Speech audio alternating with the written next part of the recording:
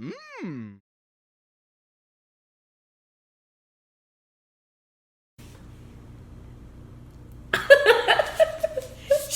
Listen. Kath, where? Under the chair. Run! Get the gun! Oh, she's all done.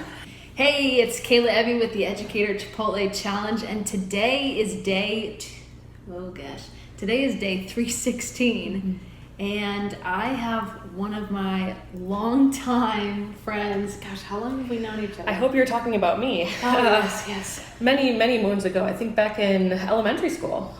Yeah, were we in first grade together, or was it not until third grade that we... I can't remember that far back. That's okay, I have a hard time with that too. That's tough because we're only 30s. Yeah. In our 30s. We just turned 31, which is all downhill from here. Oh, says who though? Everyone. Well, let's show them. Let's show them up, Marnie. Deal. So who are you? Well, my name is Marnie, and I am, like Kayla said, a longtime friend of Kayla. We've gone to school for very many years, and we stayed in touch after both of us kind of grew up and moved away. And do you still live in Stillwater? What is your profession? What are you doing nowadays? Yeah, so I moved outside of Stillwater, and I miss it all the time, but I currently live in Inver Grove Heights, so I'm just over there in Dakota County. I work in Washington County actually as a medical social worker, working with various patients on reaching different types of supports that they may need that affect their medical well-being. Awesome. Yeah. Thank you for being here and for being part of the Educator Chipotle Challenge, doing an Educator Shout Out Interview. Name and describe one or more educators who have positively impacted your life and how they've made a difference. Yeah, I think that's one of the things that we sometimes forget about is how important educators can really be in the lives of ourselves and the lives of our children. And I have two in particular, professors and teachers that really stood out to me, even all the way through graduate school, which is a lot of years in school. My first one, which you've probably heard Kayla talk about before, is Jackie Kruse. She was also one of my teachers when I was in fourth grade and many, many years ago. And she really just had such an impactful way about her. She loved all of her students. She was very caring. She was very invested, I think is a really good word, in our education and just ourselves as we were developing as kids. So that left such an impression on me and all the other students in our class because she was so involved in our learning, our education, and just growing as children. So that's my first one. On that note, were we in the same class that she said she made that commitment of, I'm going to be at your high school graduation? Yeah. So was it fourth grade? Yes. And because that was the year if I remember right, that was the year she retired, because I remember I have pictures of her retiring. We had given her the gifts and she was like, I'm going to be at all your graduations. Oh my God. Fourth grade. Yeah. So we have that documented back when we had, actual cameras. Yeah. Oh, the next generation will never know. What were those called? Disposable cameras. Yes. It's kind of like a rotary phone these days. They're a little obsolete. But yeah, so Jackie Kruse is someone who I think I kept in contact with her. She was at your graduation, so I got to see her and Dale there. And I mean, that makes a difference when you're in fourth grade and a teacher says that they're going to be at your high school graduation and then they show up at your high school graduation. That was incredible. So they've always been such a great role model for us, and we've always really cared very much about them. Yeah, and I can remember fairly vividly, I think the moment, and then how it helps to see the image of the photo of you and Jackie hugging, and like I just imagine the photo where you're like looking at each other. It must have been like shortly after they arrived at the party, and you noticed that they were there, and you just looked into each other's eyes like, oh my gosh, like it's been so long. Yeah. That day seems like yesterday because I remember a lot about your grad party, so it seems like it was yesterday. Wow. So far. are. So the second person, a professor, and I kind of was catching myself saying teacher, professor interchangeably, but Teresa George was one of my professors when I was in my graduate program for social work. She taught from St. Kate, St. Thomas, which was a dual program at the time. It no longer is now, but she was one of my methods professors, and she was absolutely incredible. She had a lot of the same things that I remembered her for, the same things I remembered Jacqueline for, were that she loved her students. She was very invested in them. She listened to them. She was very receptive of their ideas, of our ideas. Obviously at that point we're farther along in our career versus being a young child, but it was a huge impact. There were times where she would, her background, she's Italian, and so she would hand cook ravioli and bring them to us for dinner because we had late night classes. That's awesome. And then at our send away dinner, so to speak, we all had gone to Buca di Beppo down in the cities here, and it, obviously an Italian themed restaurant, and she read us The Places You Will Go by Dr. Seuss, and that was like, I have chills right now. You can see that, but yeah, that's awesome. It was really cool. So she was a huge steadfast supporter in our education, my education, and a lot of the stuff that I learned from her I use in my practice today. So that's huge, I would say. So two very impactful women that were really prominent memories in my education. Awesome. Thank you so much for sharing, Marnie. Yeah.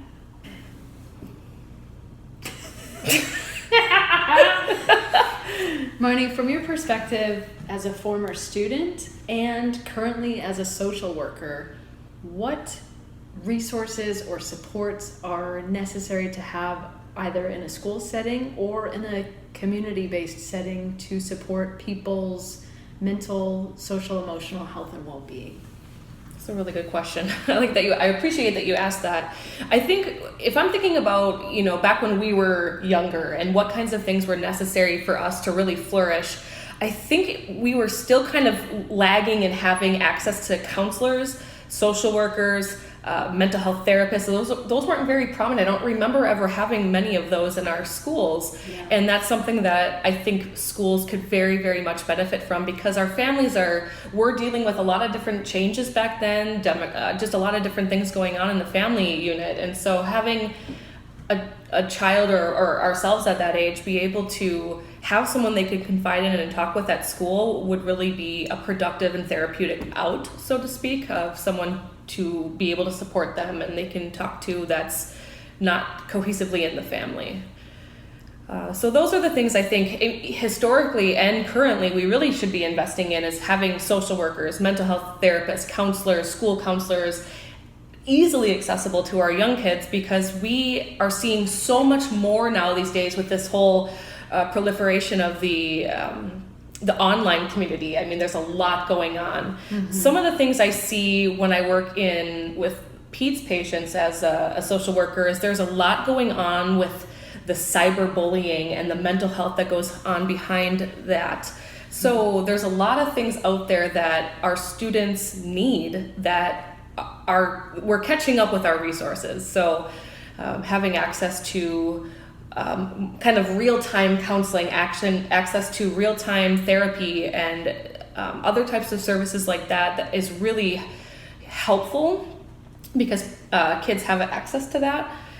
One of the other things I think we've also seen is kind of this big push on suicide awareness and a lot of other types of quick access to things that our students primarily, that's a hard age, that teenage year, that collection of years is really hard for some students and families, and having just a whole wealth of resources is really helpful for different individuals.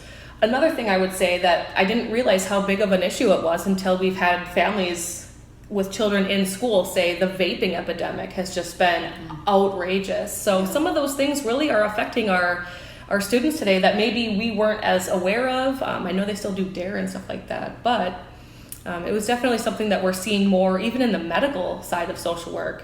Families are coming in and they're like, how do I help my teenager?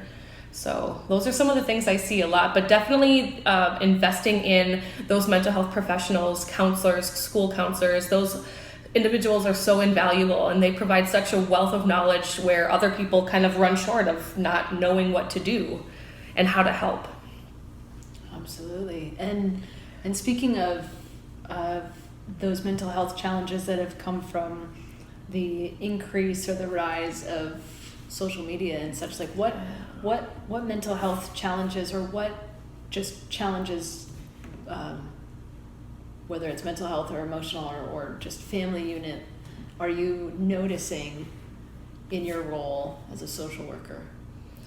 I would definitely say the more prominent one is the depression.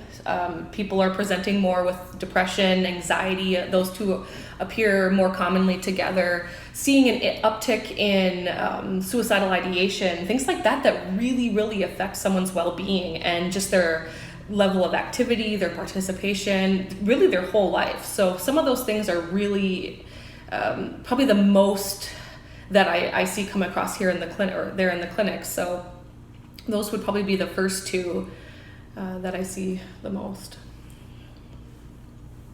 One of the other things that absolutely just is mind-boggling to me is I hear a lot of people share their story of when they first were introduced to drugs, alcohol, and pills. And really the common age that I hear is 11 and 12. That's really young. So oftentimes we don't realize that that's actually what's happening when we're seeing behavioral changes, mental health changes in our students and our families. So that's another thing to kind of definitely be aware of, is it happens, and it's happening to our students. And again, I think the importance of having social workers, school counselors being able to help and intervene and be able to redirect a student to different resources is really valuable. I've noticed many people in our like helping professions have noted the uptick of these challenges, but I wonder if it's really an uptick, or is it like we're talking about it more, or like what is changing in our young people's environment or experience that is or has been causing such an increase in those behaviors? I mean, I know that we had that when we were growing up, but I don't think I was as knowledgeable about it. I think there is something to be said, kind of like you alluded to, that there is a lot more of an awareness of it. We are more visible now with the social media, online searches, and things like that. But I think we're really trying to tackle, as a generation and as a country, really trying to tackle the stigma behind it. I mean, people don't want to reach out when they feel like they're going to be stigmatized or they're going to be judged, and that's something that the more we talk about it, the more people are having those conversations, the better it's going to be, and the better the outcomes too. Marnie, what advice would you share with your teenage self? That is another excellent question. I think one of the things that I would want to go back in time and just kind of shake myself and tell myself that whatever I thought was going on back when I was a teenager, I thought that was really how the rest of my life was going to be. That, you know, I'm going to have these friends, I'm going to look like this is what I'm going to be doing, this is my personality, and that was going to be it. So I was kind of stuck in that mentality of nothing's going to change until you grow up, you mature, you meet new people, you gain new life experiences, and so many different things evolve. So it really is something I would say, like, it gets better, and that's one of the campaigns they have out there, but it gets better, it's okay, you're going to come into your own, and you're going to love yourself. And I think that's a huge transition from feeling stuck and kind of not sure that anything's going to get any better. So that's one of the things I would tell to my old self, is it's going to be okay, and you're going to be okay. So that's a big one.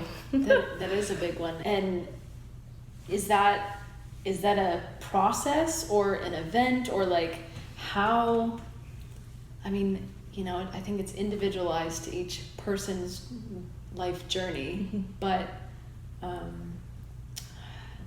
because sometimes saying those things will help somebody like be put at ease, and then there's other people that, like, are there practical things that they could try to be on that path, or do you think it really just comes back to it's on an individual basis and you believe what you believe? It could be individual basis. I think for me personally, it was more of a process of just as I, naturally are getting older and trying new things and being open to new experiences, those things really started to change. So if there were things I didn't like about myself, I knew that I could change them. I could do different things to not feel like that. And it was really a process for me. There wasn't one turning point for me that was like, oh, it's better now. All right, Marn, is there anything else that you would like to share with the class? Okay. Yes. Share with educators or students or whomever watching. Yeah, so I think we've talked a lot about educators and different support professionals. So my message to those individuals is that you are such a critical piece, and you are a critical piece as another educator in helping our students kind of navigate all the different things that life throws at them. And you are doing such incredible and imperative work that we need to continue to teach our next generation. So keep doing the work you're doing, because we absolutely appreciate it, and it's so vital. We've also talked a little bit towards parents, messages towards parents. So I would say it was really helpful when I was younger, when my parents were involved in music, sports, our interests. They took an interest in the things that my sister and I were involved in. And so that was really meaningful, because I remember those things. I remember that about them, is that they would be interested and involved in the things that we were doing. And that sends a very important and a very visual message that someone is here and we support you. So keep loving on your kids, because they're great. And then the last thing I would say, since we are talking a lot about students, we hear you, we support you, we love you, and we're here for you, and you're seen and you matter. And I think that's a huge message, and we get you, and we're going to do our best to take care of you. Well said, Marnie. Well said. High five. High five. So Marnie, before we close out, who did you shout out to specifically as educators that have had a positive impact in your life? My first one was Mrs. Jacqueline Kruse, and the second one was Teresa George. All right. Shout out to you both, and to everybody that Marnie just shouted out to. And thank you so much for being part of this Educator Chipotle Challenge and supporting me along the way and doing an Educator Shout Out interview. And keep it real. Much love to everybody out there. Take care. Utilize those resources. Don't be afraid. Contact your local social worker. Yes, or your local school counselor. Mm-hmm. And your parents. Yeah. And your friends. Mm-hmm. And the hotlines. Mm-hmm. 800 numbers. There's like what you were saying about the real-time counselors. Mm-hmm. I don't know all of those resources offhand, but I know that each state or region has, maybe not everyone at this point, but many of them are getting to a point where you can go see a counselor in person. You can see a counselor over FaceTime and Skype. You can text. The telemedicine, the teletherapies. Mm-hmm. Yeah, we're making progress. We've got a getting ways to go, but we've made progress. Yeah. Lastly, you are not alone. The biggest thing that has also been helpful is that we always think that we're chronically unique, that it's only happening to us, and then you meet another person who it's happening to, and you're not alone. So we're out there, we're supportive of you. Keep it real. Run with me here, Marn. What do you think Stillwater is known for? Antiques. Oh, like that? Like antique shops? I think it's the 8th one we've passed. I think maybe we're the 2 most important ones, because we're antiques now. So beautifully aged. Like a fine china. Yes. 31.